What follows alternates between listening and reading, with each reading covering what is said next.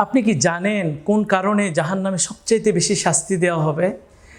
চুরির কারণে, জিনার কারণে, ডাকাতির কারণে, দুর্নীতির কারণে, সন্ত্রাসীর কারণে না।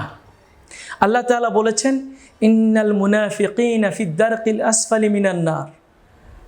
সবচাইতে বেশি শাস্তি দেওয়া হবে, কঠিনতম শাস্তি দেওয়া হবে নিফাকের কারণে। যারা মুনাফিক তাদের শাস্তি হচ্ছে সবচাইতে বেশি।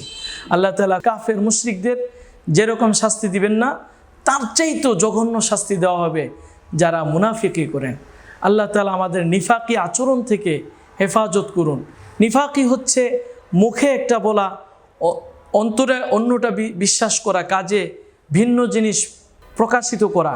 এই সমস্ত নিফাকি আচরণ থেকে আমরা মুসলমানদের সামনে বা ভালো মানুষের সামনে দেখা হলে ভালো সাজা, পিছনে গিয়ে ওই মানুষটার বিরোধিতা করা, কোনো মানুষের সামনাসামনি তার প্রশংসা করা, পিছনে ক্ষতি করা। আল্লাহ রাসূল সাল্লাল্লাহু আলাইহি সাল্লাম মুনাফিকের কয়েকটি আলামত বলেছেন। ওয়াইদা হাদ্দাথা কাযাবা, যখন কথা বলবে সে মিথ্যা বলবে।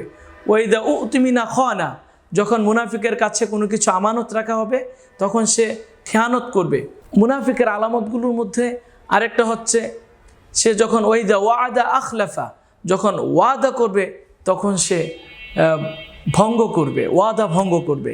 জাতির সামনে একরকম ওয়াদা করে ক্ষমতা পাওয়ার পরে সেটা ভুলে যায়।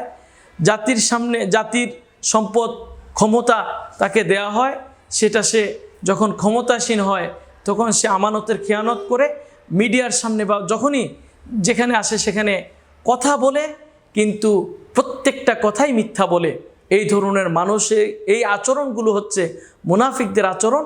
এই ধরনের নিফাকি আচরণ যাদের মধ্যে আছে, আল্লাহ তাআলার ভাষায় তাদেরকে জাহান্নামের সবচাইতে কঠিনতম শাস্তি দেওয়া হবে। আল্লাহ তাআলা আমাদের এই ধরনের আচরণ থেকে হেফাজত করুন। আসসালামু আলাইকুম ওয়া রাহমাতুল্লাহ।